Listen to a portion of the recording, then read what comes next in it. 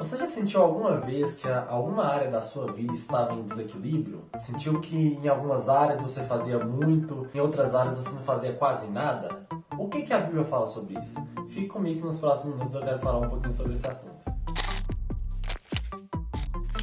E aí, gente, como é que vocês estão? Meu nome é Robert e no vídeo de hoje eu quero falar sobre equilíbrio. Quero tomar como base o texto que está em 2 Timóteo, capítulo 1, versículo 7. Olha só o que o texto diz. Pois Deus não nos deu espírito de covardia, mas de poder, de amor e de equilíbrio.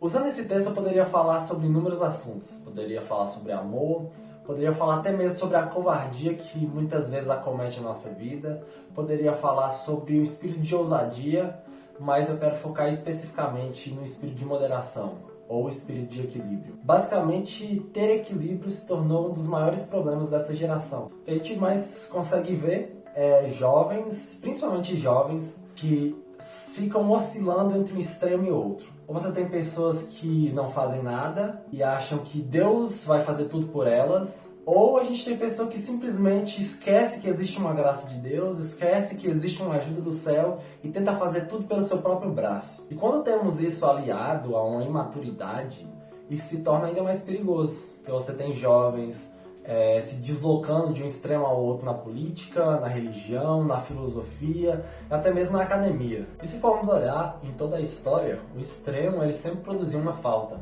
Então a gente teve o extremo na parte do legalismo, que produziu pessoas que simplesmente não aguentavam viver a religião. A gente pode ver isso acontecendo na época de Jesus com os fariseus.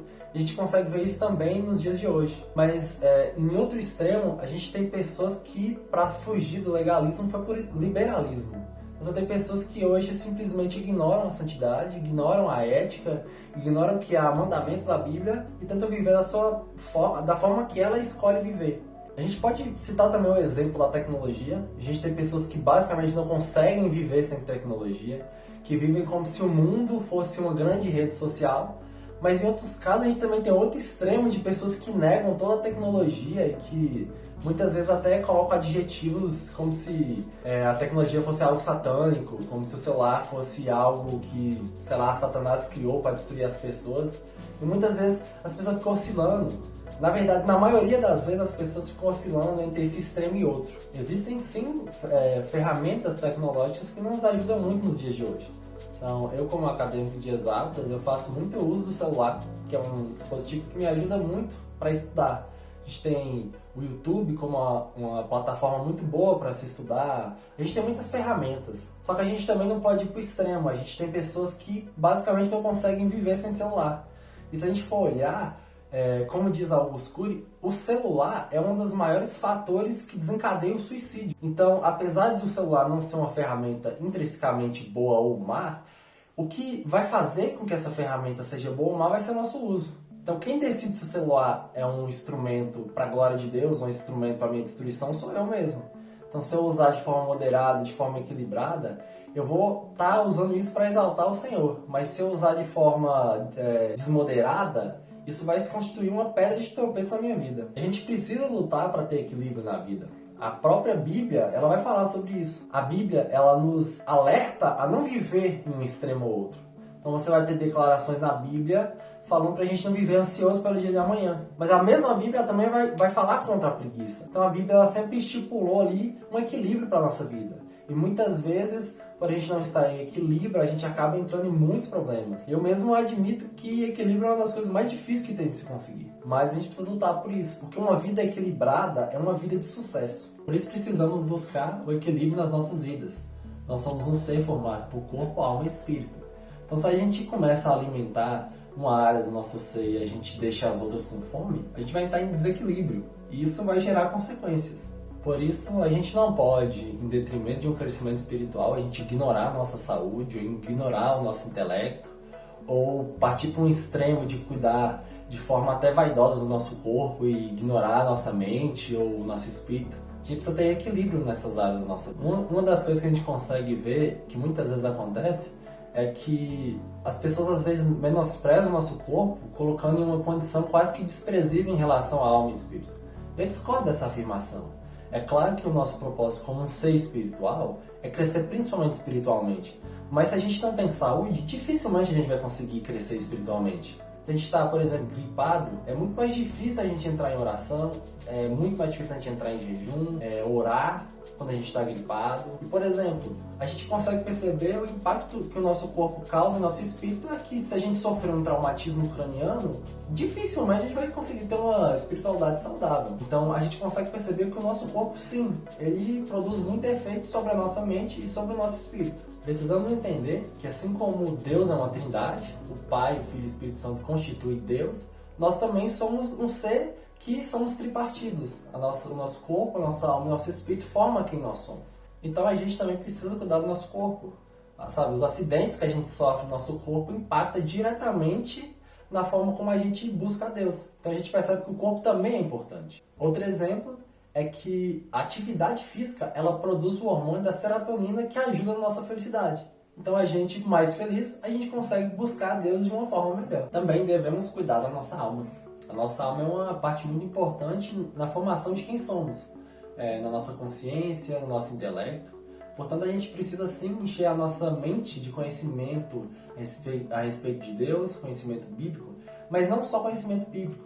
A gente precisa conhecer a cultura, a arte, a filosofia. Nós, como embaixadores de Cristo na Terra, nós precisamos ser um exemplo de intelecto, um exemplo de inteligência.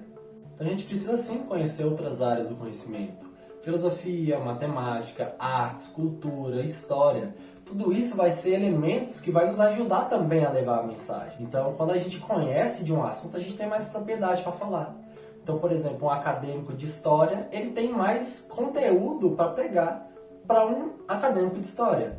Assim como um acadêmico de exatas, um acadêmico de humanas, assim como uma pessoa que é um policial, ele tem mais experiência de vida para pregar para outro policial. Então, encher a nossa mente de conhecimento do Senhor, mas também de conhecimento humano mesmo, de cultura, vai nos ajudar, vai facilitar a nossa missão de levar o Evangelho às pessoas. Nossa visão... Caraca, eu não falei. Precisamos entender que nós não vivemos em um mundo à parte, um mundo ideal. A gente vive num mundo onde a gente precisa, sim, nos mantermos atualizados com as notícias do que está acontecendo no mundo, porque isso vai nos dar facilidade de pregar o Evangelho para outras pessoas. Então, quando eu como cristão, eu exerço minha função, ou eu estudo com excelência, isso honra a Deus. A gente precisa pregar até mesmo sem uso de palavras. Na verdade, o ideal seria pregar e, se for preciso, utilizar palavras. Mas se com a nossa vida as palavras sejam meros acréscimos com aquilo que a nossa vida já transmite. Por fim, eu quero falar sobre o Espírito, que é a parte mais importante do nosso ser. É a parte que nos conecta com Deus e que, se na verdade não estivermos conectados com Deus, nós nem teremos vidas em nós mesmos. Porque é através do contato com a presença de Deus que a gente de fato tem vida, uma vida com abundância. Então precisamos cuidar do nosso espírito de uma forma totalmente esmerada. Somente uma pessoa que busca ao Senhor todos os dias está realmente preparada para os desafios da vida. Só uma pessoa que busca uma vida de oração, uma vida onde as disciplinas espirituais estão em primazia na vida, só essa pessoa de fato está preparada para viver uma vida de vitória. Até porque de nada adianta se nessa vida a gente gerar resultados que não são eternos. Então, muitos de nós passamos a vida inteira gerando resultados que em pouquíssimos anos serão esquecidos e que não influenciarão ninguém. Mas a pessoa que está em um contato com Deus diariamente, essa pessoa consegue de fato gerar resultados eternos. Portanto, a oração, o jejum, a leitura da palavra, as ações de graças, a contemplação ao Senhor, elas são disciplinas que devem ser devem estar tão no nosso dia a dia como o exercício físico, como o exercício intelectual, porque isso vai fazer com que a nossa vida esteja em equilíbrio. Diante de tudo que foi apresentado, o equilíbrio é a melhor forma da gente conseguir ter uma vida de sucesso.